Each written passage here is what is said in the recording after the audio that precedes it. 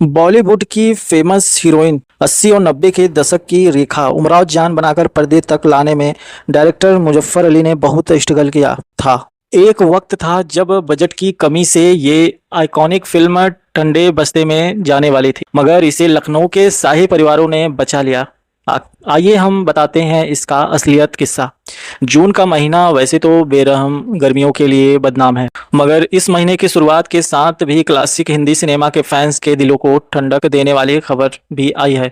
Hindi cinema के legend actresses में से एक रेखा की सबसे आइकॉनिक और यादगार फिल्मों में से एक उमराव जान एक बार फिर से बड़े पर्दे पर लौट रही है। नेशनल मल्टीप्लेक्सन फिल्म चैन पीवीआर यानी कि आइकनॉक्स ने सोमवार को अनाउंस किया कि 1981 में बनी क्लासिक उमराव जान 27 जून को उनके थिएटर्स के फिर से री रिलीज होने जा रहा है। फिल्म के पुराने पेंट को 4K क्वालिटी में रिस्टोरेज किया जा गया है, जो कि थिएटर्स में नजर आएगा। 44 साल बाद थिएटर्स में लौट रही उमराव जान आज भी अपनी ऑथेंटिक स्टोरी टेलिंग के लिए याद की जाती है। डायरेक्टर मुजफ्फर अली ने इस फिल्म में साल 1840 में सेट कहानी को जिस कलाकारी के पर्दे पर उतारा था, उसमें के लिए आज भी फिल्म फैंस में आज भी उमराव जान एक आइकॉनिक फिल्म है। रेखा इससे पहले भी 2 फिल्मों में तवायफ का रोल कर चुकी थी, लेकिन पीरियड ड्रामा में उन्होंने शाही मेहमानों का दिल जीतने वाली तवायफ का रोल जिस खूबी से निभाया, उसके लिए उन्हें उनका पहला नेशनल अवार्ड भी मिला था। मगर रेखा को उमराव जान बनकर पर्दे पर लाने में डायरेक्टर मुजफ्फर अली ने बहुत स्ट्रगल किया था। एक वक्त था जब बजट की कमी से ये आइकॉनिक फिल्म ठंडे बस्ते में जाने वाली थी, मगर इसे लखनऊ के शाही परिवारों ने बचा लिया। उमराव जान में स्क्रीन पर दिख रही रेखा एक रहस्य जैसी थी, खूबसूरत ऐसी कि देखने वाली पलके झपकाना भूल जाए, अंदाज ऐसी धड़कने की रफ्तार कम पड़ जाए, मगर फिर भी उनके किरदार में कुछ ऐसा था जिसे आदमी महसूस तो कर सकता था, बयां नहीं कर सकता। 1840 में सेट में कहानी में रेखा ने अमीरन का किरदार निभाया, जिसे लखनऊ के एक कोठे पर बेच दिया जाता है। कोठे पर उसे शायरी, डांस और दूसरी कलाएं सिखाई जाती हैं। यहीं अमीरन को एक नया नाम मिलता है। उमराव जान मर्दों के दिल को छलनी कर देने वाली तमाम अदाओं से लैस अमीरन के रोल में रेखा के ठहराव भरे मोमेंट, आंखों के इस अद्भुत खेल और आवाज खूबसूरती की एक अद्भुत तस्वीर तैयार करते थे।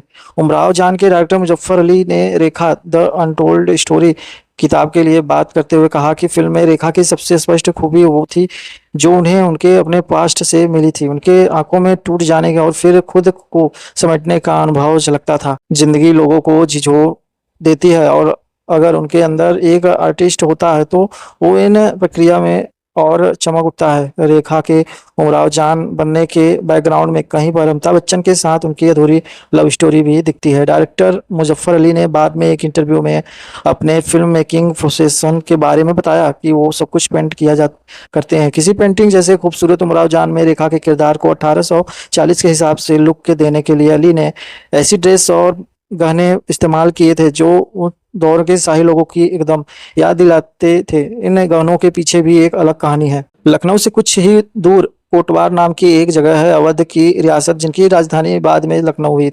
में कोटवार एक रियासत हुआ करती थी। उमराव जान के डायरेक्टर मुजफ्फर अली इसी कोटवार के राजा सईद साजिद हुसैन अली के बेटे हैं। अपने पिता से उन्हें भी रियासत में राजा का टाइटल मिला। ब्रिटिश राज के बाद लखनऊ की नवाबी शान ओ शौकत के बच्चे रहे गए हिस्सों को देखकर बड़े हुए अली ने उमराव जान की मेकिंग के समय एक इंटरव्यू में कहा कि आर्किटेक्चर, स्पेस और म्यूजिक में मैंने जो कुछ अनुभव किया वो सब फिल्म में लगने वाले हैं।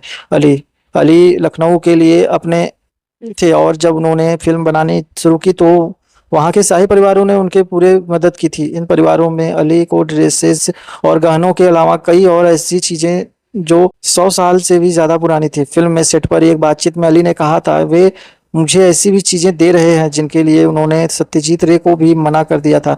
इंडियन सिनेमा के लेजेंड डायरेक्टर सत्यजीत रे ने अवध के बैकग्राउंड पर 1977 में शतरंज के खिलाड़ी बनाई थी।